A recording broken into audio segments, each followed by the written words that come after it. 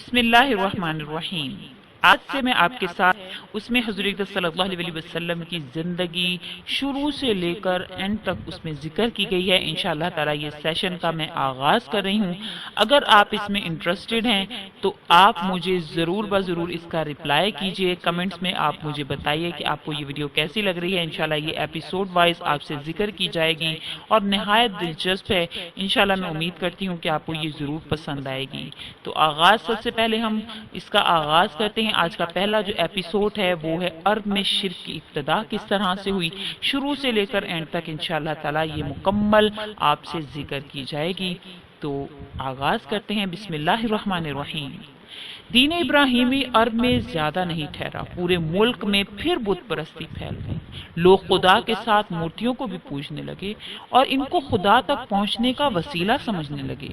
ان کا عقیدہ تھا کہ یہ خدا کی سانجی ہیں اور ہمارے سفارشی ہیں، نیز یہی حاجت روا اور مشکل کشا ہیں۔ چنانچہ وہ مصیبتوں میں انہی کو پکارتے، فریادیں بھی انہی سے کرتے اور مرادیں بھی انہی سے مانگتے۔ حضرت ابراہیم علیہ السلام تو خالص توحید کے داعی تھے اور شرک اور بت پرستی سے بیزار، لیکن یہ لوگ ان کو بالکل بھول ہی گئے اور مورتیوں کے پجاری بن گئے۔ لیکن ایسا ایک دم سے نہیں ہو گیا تھا، ان میں بھی ایک زمانہ لگا، نہ جانے کتنی صدیاں بیت گئیں اور نہ جانے کتنی نسلیں گزر گئیں، تب کہیں جا کر شرک کے پیر جمے۔ یہ شرک آیا کہاں سے؟ بت پرستی کو فروغ کیسے ہوا؟ بات یہ تھی کہ ابراہیم علیہ السلام اور اسماعیل علیہ السلام سے عربوں کو بے انتہا عقیدت تھی، اور کعبہ چونکہ انہی دونوں کی تعمیر تھی اس لیے ان کو کعبہ سے بھی بڑی محبت تھی۔ پھر یہ محبت اسی تک محدود نہ رہی، اس کے ارد گرد جتنے پتھر تھے وہ بھی ان کے نزدیک بہت محبوب اور متبرک بن گئے۔ اب اگر وہ مکہ سے باہر جاتے، چاہے وہ روزگار کے لیے چاہے کاروبار کے لیے، تو وہاں کا ایک پتھر بھی ساتھ لے لیتے۔ ان کا خیال تھا کہ اس سے سفر میں برکت ہوگی اور مقصد میں کامیابی۔ پھر بات یہیں تک نہ رہی، جو لوگ مکہ سے کچھ دور رہتے تھے وہ بھی کعبہ کے پاس سے پتھر اٹھا اٹھا کر لے گئے اور اپنے یہاں نصب کر لیے، اور اب وہ کعبہ کی طرح ان کا طواف کرتے اور حجر اسود کی طرح ان کو بوسہ دینے لگے۔ اس طرح وہ عقیدہ جس کے خلاف ابراہیم علیہ السلام نے پیہم جہاد کیا تھا، عرب میں پھر سے لوٹ آیا۔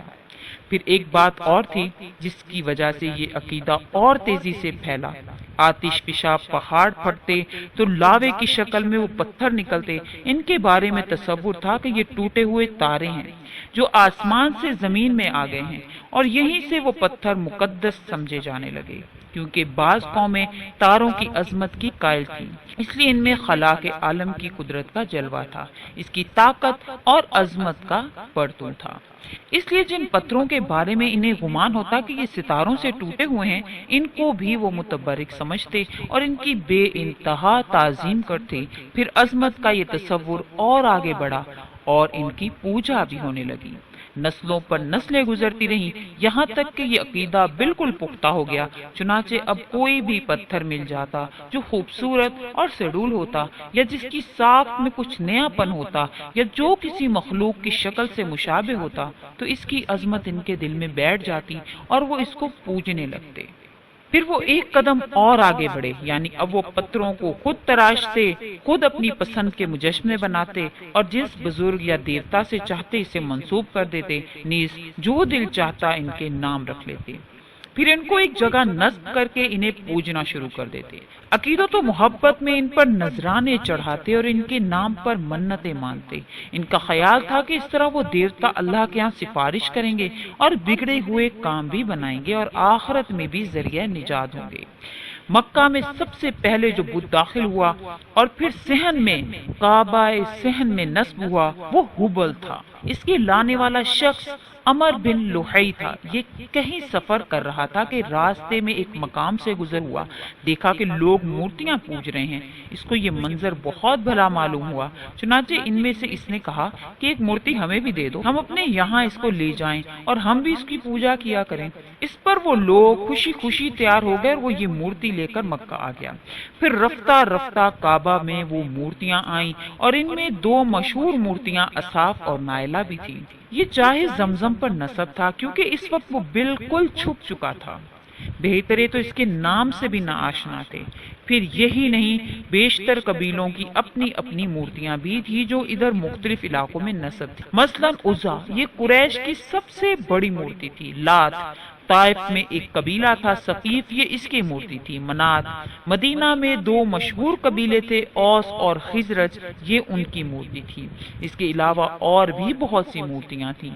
یہ وہی گھر تھا جسے ابراہیم علیہ السلام اور اسماعیل علیہ السلام نے اپنے مقدس ہاتھوں سے بنایا تھا، بڑی آرزوؤں اور تمناؤں سے بنایا تھا، جس کے بنانے میں اپنا خون پسینہ ایک کیا تھا۔ کیوں؟ صرف اس لیے کہ یہ توحید کا مرکز بنے اور رب کا سب سے بڑا گھر بنے، لیکن قوم نے ساتھ نہ دیا اور یہ خانہ خدا بت خانہ بن گیا۔ یہی مرکز توحید منبع شرک بن گیا۔ لوگوں نے ابراہیم علیہ السلام کا دیا ہوا سب فراموش کر دیا، اور اب انہیں یاد بھی نہ رہا کہ کبھی اس گھر سے توحید کی صدا بلند ہوئی تھی، بلکہ اب ان کے لیے تصور کرنا بھی دشوار تھا کہ بت پرستی کے سوا بھی کوئی سچائی ہو سکتی ہے۔ جس باپ نے بتوں کے خلاف بغاوت کر کے پوری قوم کی دشمنی مول لی تھی، اب اسی باپ کی اولاد بتوں کی پاسباں بنی ہوئی تھی۔